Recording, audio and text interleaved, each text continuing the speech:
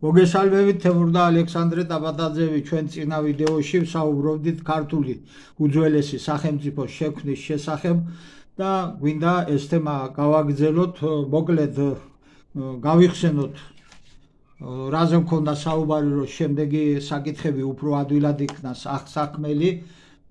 იცით რომ არსებობდა ასეთი წიგნი მატიანე შემეცნებათა, ქართლოსიანთა წიგნი მატიანე, რომელიც ანტონ კათალიკოს ერთი ეგზემპლიარი ქონდა რუსეთში გატანილი და თეიმურაზ ბატონიშვილი აი იქ ამ წიგნიდან ეცნობოდა ინფორმაცია საქართველოს შესახებ და მან საქართველოს ისტორია დაწერა. მეორე ერთი ეგზემპლიარი 900-იანი წლების გასული საუკუნის სადგურ ყვირილას ცხოვრებს ქონდა და დაწვეს თავის წიგნიან სახლიანად ის. დავიწყეთ ჩვენ იმით ქართული სახელმწიფოს ჩამოყალიბების შესახებ ცნობები, რომ გოდლის მშენებლობის პროცესში, როცა ნებროთმა ეს პირველი გოდოლზეა საუბარი და არა შემდეგ სხვა გოდოლებზე რამოდენიმეზე, რომელიც არ არის ნამდვილი გოდოლი და ესეც კვლევაში ჩვენ კარგად გვაქვს დასაბუთებული. თარგამოსი მოვიდა არარატის და მასისის მთებს შორის მდებარე ტერიტორიაზე, მან თავისი ერთი შვილი ჰაოსი დაიტოვა თავისთან და ჰაოსზეც გითხარით, რომ ჩვენ თვლით, რომ ჰაოსი უნდა იყოს იგივე ხათების, ჰათოსის ეთნარქი, რომლებიც ეს გამრავლდნენ შემდეგ და თითქმის დასავლეთამდე, შავი ზღვის პირეთამდე ჩავიდნენ იმ ტერიტორიაზე და 7 ძმა ქართლოსის მეთაურობით წამოვიდა საქართველოში და შემოვიდა საქართველოს ტერიტორიაზე ალაზნის დიდი ივრის და პატარა ივრის ასე რომ ვთქვათ ტერიტორიაზე, რომელიც ახლა დღეს იწოდება ალაზნად, ანუ მაშინ დიდი იური ერქვა. ეს ალაზანი გვიანდარქმეული სახელია. შემდეგი არის შემოსვლის თარიღი და ჩვენ გაჩვენეთ, რომ თეიმურაზ ბატონიშვილის მიხედვით მეექვსე მოქცევის 221 წელს შემოვიდაო და 5 მოქცევა, ანუ ერთი მოქცევა უდრი და 532 წელს და იცით ეს რომ ზემთვარის ერთობლივი სისტემის კალენდარი იყო და დავუმატეთ მე 221 მეექვსე მოქცევიდან და მივიღეთ ძველი წელთაღრიცხვის 2023 წელი, ანუ ძველი წელთაღრიცხვის 22 საუკუნის ბოლოს არის შემოსული საქართველოში თეიმურაზ ბატონიშვილის მიხედვით ქართლოსი. აქ ცოტა ცნობილება ვახტანგთან დაკავშირებით, მას უწერია მეექვსე მოქცევის 292 დღე, ეს წელი ბოდიში და ეს არის დაახლოებით 71 წლით ცნობილება, მაგრამ ჩვენ მაინც დავეყრდენით თეიმურაზ ბატონიშვილის მონაცემებს, იმიტომ ის უფრო ზუსტია და ვინც წაიკითხავს ამ წიგნს, ამას მიხვდება თავისთავად. მერე სად დასახლდა ქართლოსი, გითხარით თავიდან, რომ აი ამ ტერიტორიაზე დასახლდა ორ ალაზანს შორის თავის ძმებით და მოდგმით, რადგან ნადირ ფრინველი ბევრი იყო და წვანილიცო ველურიო, თვითონ თეიმურაზ ბატონიშვილი აღნიშნავს და თავის გამოკვება შედარებით ადვილად შეიძლებოდა და შემდეგ არის ასეთი მონაცემი, რომ ქართლოსი შემოვიდა და ჩვენი ვარაუდით ვფიქრობთ, რომ დადგა აი გრაკლიანი გორის ტერიტორიაზე, ხოლო მოვიდა რა ქართლოს, ავიდა პირისპირ მცხეთასა, სადაც იყრებიან ერთად ორნი მდინარენი, მტკვარი და არაგვი, გაღმით მის ადგილსა და თვით სახლეულებითა თვისითა დაემკვიდრა მუნ. და აქედან ახლა მცხეთიდან გრაკლიანამდე დიდი მანძილი არ არის, დაახლოებით 30 კილომეტრამდეა და ვფიქრობთ, რომ ეს ტერიტორია უნდა იყოს მისი განსახლების არეალი და მათ ქალაქი ააშენა, მან ააშენა შემდეგ ციხეც თავისთვის და ესე იგი დაეფუძნა ამ ადგილებში. შემდეგი იყო ჩვენი თარგამოსის ჩვენი შემდეგი საკითხი იყო ის წინა ვიდეოში თარგამოსის ასე რომ ვთქვათ შვილები ვინ იყვნენ და თვითონ თარგამოსი ვისი ძე იყო და ეს დავადგინეთ რომ ასეთი ჯაჭვი არსებობდა მემკვიდრეობითი ნოე, იაფეთი, ღამერი, იგივე გომერი, თოღარმა, ანუ თარგამოსი და შემდეგ ქართლოსი. შემდეგი იყო ჩვენთვის ყველაზე მნიშვნელოვანი რა სამემკვიდრეო ტერიტორიები ერგოთ თითოეულ ძმას და ჩამოვთვალეთ და გავჩერდით ეგროსთან, როცა საუბრობთ ეგროსის განსახლების არეალზე და ეს არის კოლხეთი. მთლიანად მთელი კავკასია იყო აი ამ 7 ძმის მიერ ათვისებული, დაწყებული ქართველთა ზღვიდან, ანუ კასპიის ზღვიდან დამთავრებული პონტოს, ანუ შავ ზღვამდე და ასევე იყო ჩრდილოეთი კავკასიის მხარე, როგორც ეწოდება პონტოურ სტეპებამდე. აი ეს მთელი მთიანეთი და აქით მერე თარგამოსი და ხაოსი თავისი მოდგმით ანატოლიის ნაწილიც ჰქონდათ მითვისებული.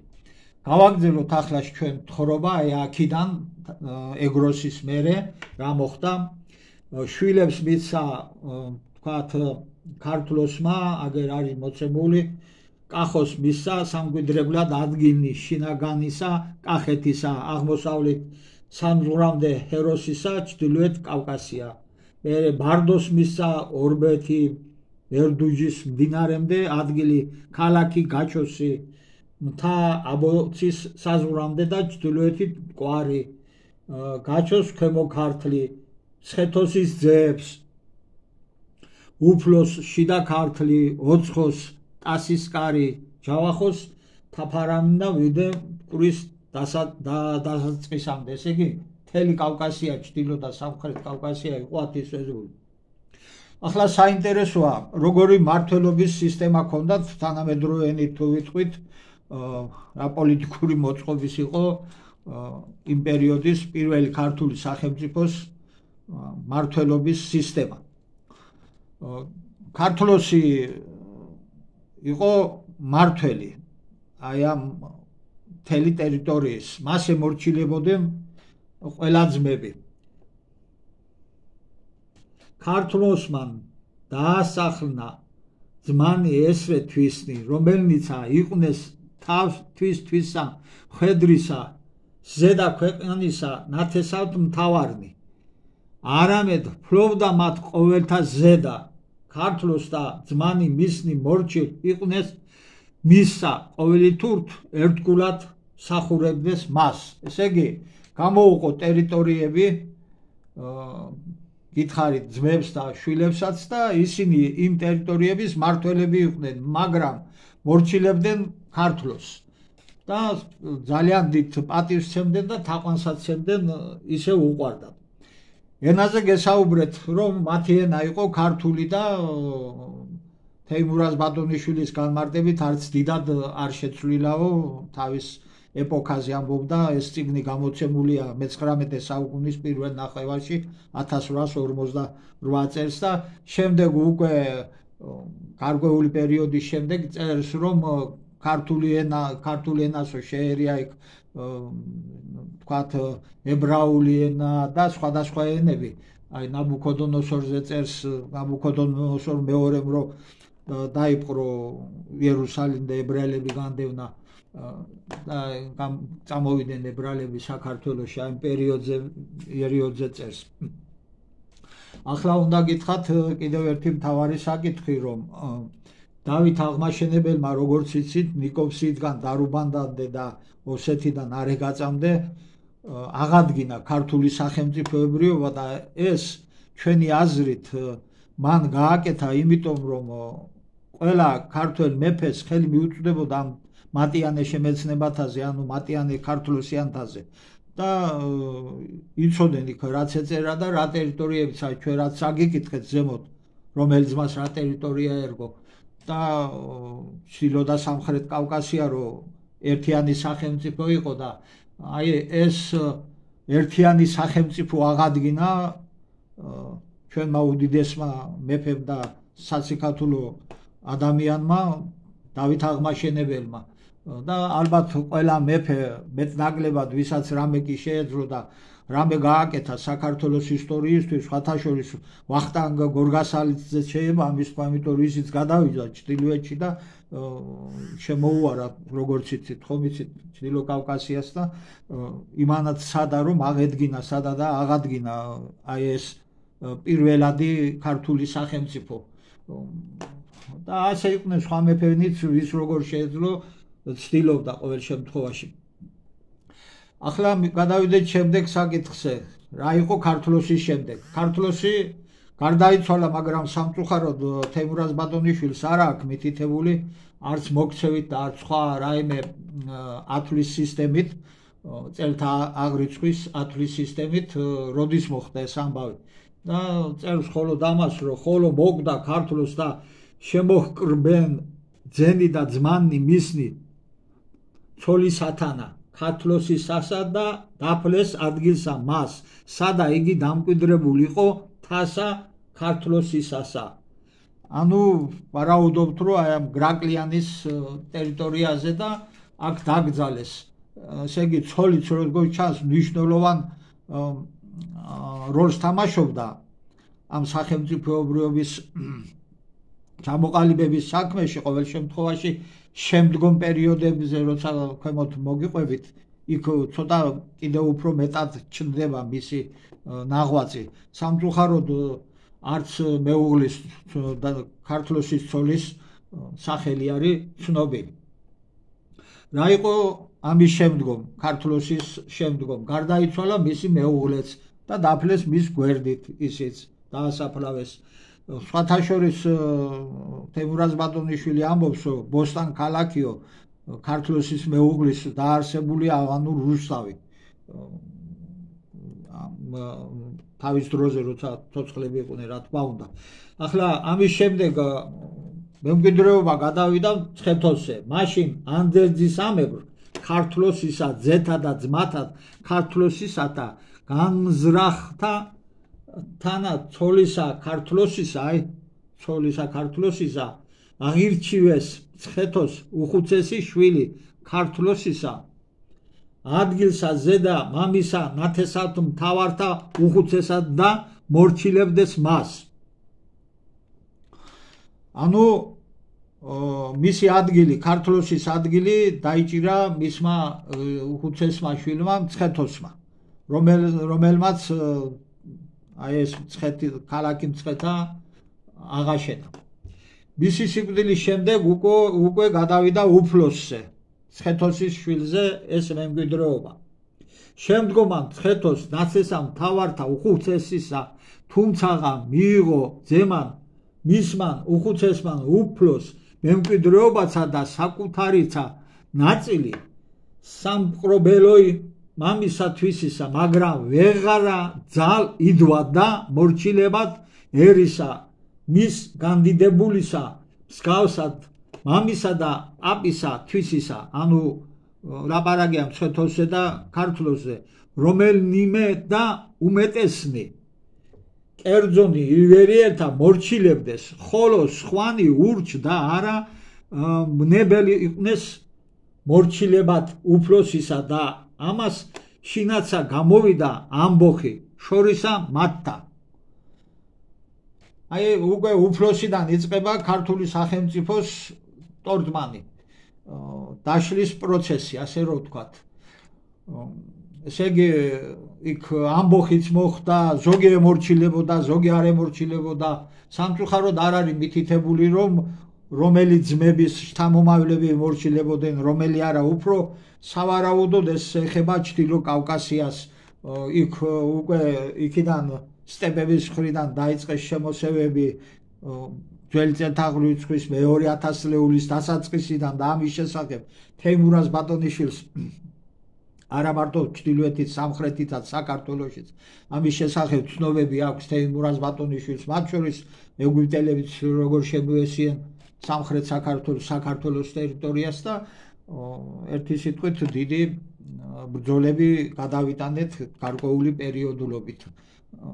გადაიტანეს უფრო სწორად ჩვენმა წინაპრებმა. რა მოხდა ამის შემდეგ? ამის შემდეგ უკვე შემოდის მამასახლის და მმართველობა.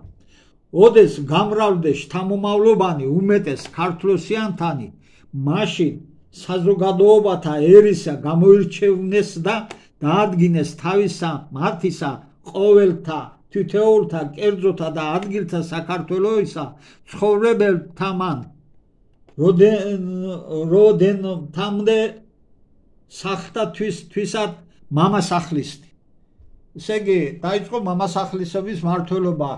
სავარაუდოდ აი ეს ტერიტორიები რაც ჰქონდათ ქართლოსის ძმებს, შვილებს, შვილიშვილებს, აი იქ ირჩეოდა მამასახლისები. და არ იყო აუცილებელი მაინდა-მაინც რომ ქართლოსის ნათესავებისგან არჩეულიყო. ამ საკითხზე თემურაზ ბატონიშვილს ძალიან მთელი წერის აქვს ცნობები მოწოდებული თავის წიგნში და მოკლედ შეგვიძლია ის თქვათ რომ მნიშვნელოვან როლს თამაშობდნენ მამასახლისები და ეს ყველა მამასახლისი ემორჩილობდა მცხეთის მამასახლის. ის იყო ერთგვარი უფროსი დანარჩენების იკრიბებოდნენ ხოლმე მცხეთაში და ჭობდნენ საჯირბოროტო ქვეყნისთვის საჯირბოროტო საკითხებზე. ამის გარდა თითო მამასახლის მოჰყავდა თავისი სამმართველო ერთეულიდან, ტერიტორიიდან 2-3 სამოქალაქო პირი, რომლებსაც ირჩევდნენ იქარეული ადგილობრივი მოსახლეობა ირჩევდა და მათ უკვე მოსახლეობის საჭირბოროტო საკითხების გადაჭრისათვის ინფორმაციის მიტანა ევალებოდათ აი იმ საგრებულოზე მცხეთაში როცა იკრიბებოდნენ და ასე რომ ვთქვათ ერთგვარი რაღაც პირველი დემოკრატიული მმართველობის სისტემა ჰქონდათ ჩამოყალიბებული იმ ეპოქაში ქართველებს. მერე რაღაც ფორმით როგორც ეთყობა რომაელებმა ბერძნებმა, ძველმა ბერძნებმა ეს გადაიღეს და თავისად გაასაღეს როგორც სხვა რაღაცები ჩვენ თავში გესაუბრეთ სხვა ვიდეოებში და მომავალშიც აგიხსნით გეტყვით თუ რა აქვთ მითვისებული აი თუნდაც ოქროს საწმისთან მიმართებით და ასე შემდეგ. ახლა ყველაზე მთავარი რელიგიური ამხსარებლობის იყო ეს ხალხი, ჩვენი წინაპრები, რომლებმაც შექმნეს ასეთი დიდი უძველესი ქართული სახელმწიფო. ძველი წელთაღრიცხვის 28 საუკუნეს დაუმატე ახალი წელთაღრიცხვის 21 საუკუნე და გამოდის 59 საუკუნე. საერთო ჯამში და ეს არ არის ასე ხელწამოსაკრავი ციფრი წელთაღრიცხვა. ბევრი, ძალიან ბევრი ცივილიზაცია შემდგომ და კულტურა შემდგომ ჩამოყალიბდა ჩვენს შემდგომად სახელმწიფოებად და ზოგი საერთოდ არ არსებობდა ამ პერიოდში. ქართლოსიანთასთვის წერილ არის მატიანეთა შინა საქართველოისათა, ვახტანგ მეფისა მოთხრობათა შინა, ვახუშტისა და სხვათა, ვითარმეთ პირველად მათ შორის იყო ცნობა ერთისა ღმერთისა და ღვთისა მსახურ იყვნენ, ხოლო შემდგომად იყვნენ იგინი კეპ მსახურ და შემოვიდა მათ შორის მრავალფერი ღმერთობა, ანუ მრავალნაირი ღმერთობა. ესე იგი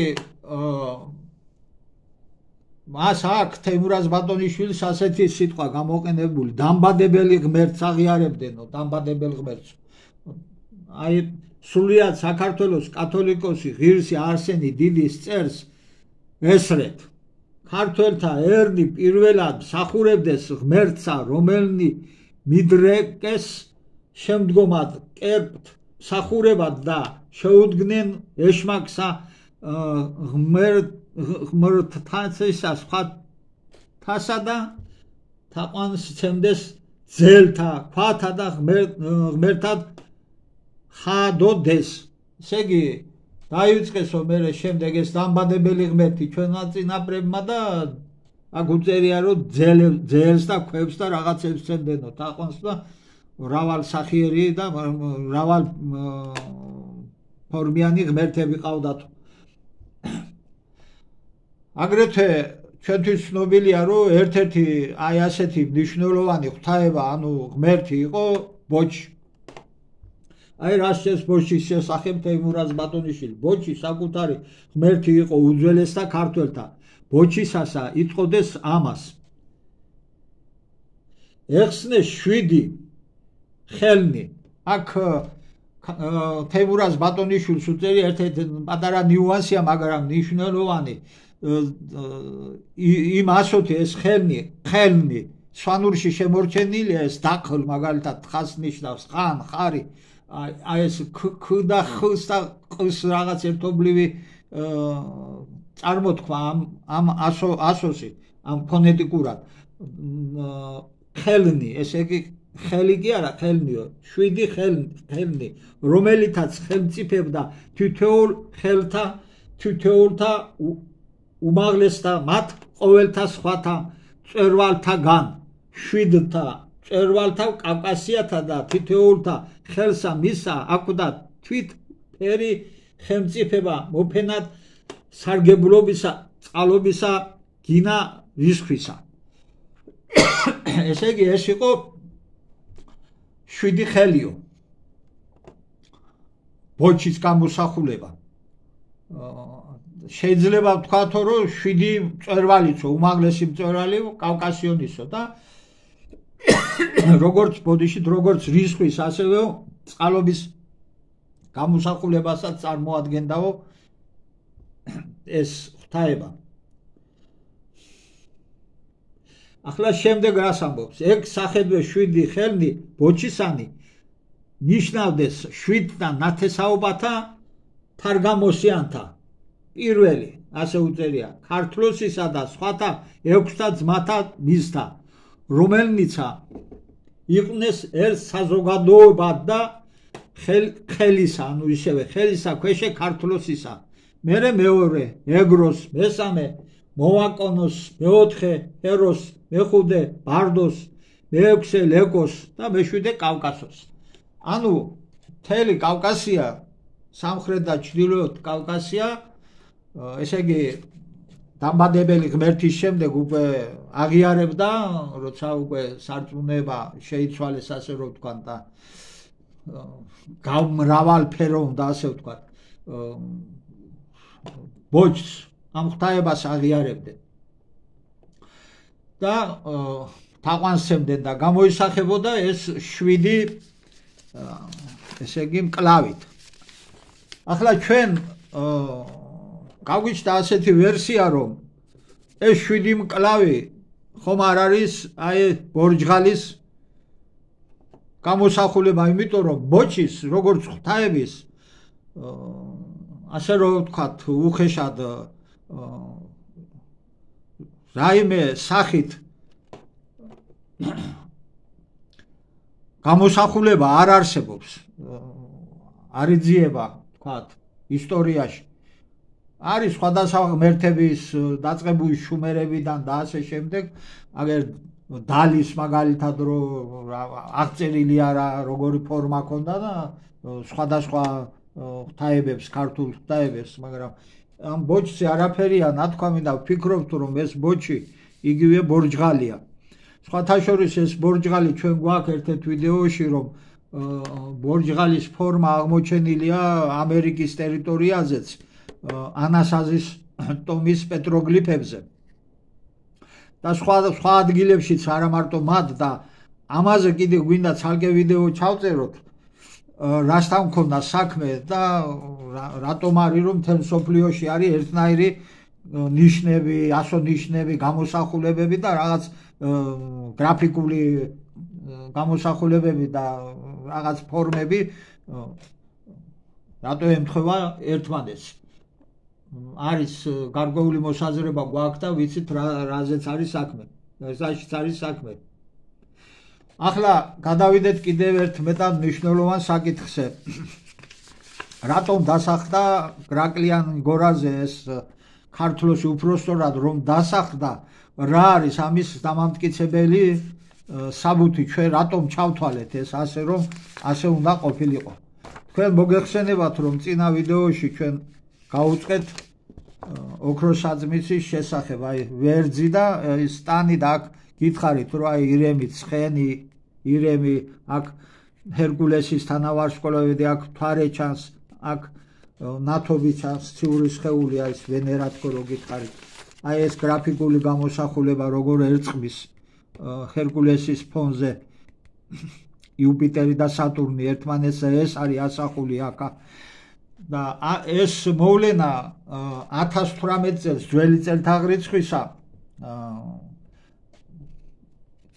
მოხდა და დაიმზირებოდა საქართველოში დასავლეთის მხარეს, მათ შორის გრაკლიანიდანაც. და რადგან ეს მოვლენა არის ამ სტელაზე აღწერილი, ანუ შვედზე, ჩვენ მაინც გადავამოწმეთ და დავიწყეთ იქით წარსულისკენ სვლა და გარკვევა იმისა, რომ კიდევ ხო არ მოხდა რომელიმე ეპოქაში, ეს იცით რომ არც ისე თქვათ ხშირად ხდება, მაგრამ გარკვეული 400 წლის განმავლობაში, ერთხელ 800 წლის განმავლობაში ერთხელ ხდება და აღმოჩნდა, რომ ასეთი მოვლენას ადგილი ჰქონდა სწორედ ქართლოსის შემოსვლის პერიოდში საქართველოს ტერიტორიაზე. ეს იყო ძველი წელთაღრიცხვის 2723 ისა 26 წელი. აი რა პერიოდი იცი რომ წამოვიდა თარგამოსისგან თავის ძმებთან ერთად და იწყო შემოსვლა საქართველოს ტერიტორიაზე.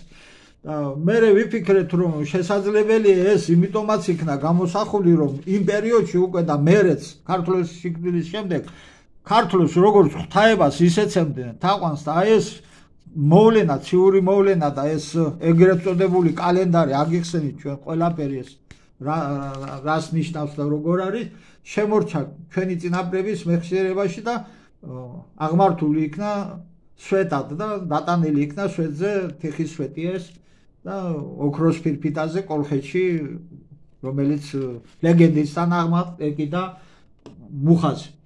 აქ შევჩერდეთ, ამით დავასრულოთ ეს ეტაპი ქართული სახელმწიფოს წარმოშობის ისტორია და შემდეგ უკვე მოვუყვებით ვიდრე თქვათ არგონავტთა შემოსვლამდე რა მოხდა 2723 წლიდან არგონავტთა შემოსვლამდე თემურაზ ბატონიშვილის თარიღიც აქვს გამოთვლილი და ამ თარიღსაც გეტყვით ზუსტად და გაცნობებთ მის შესახებ.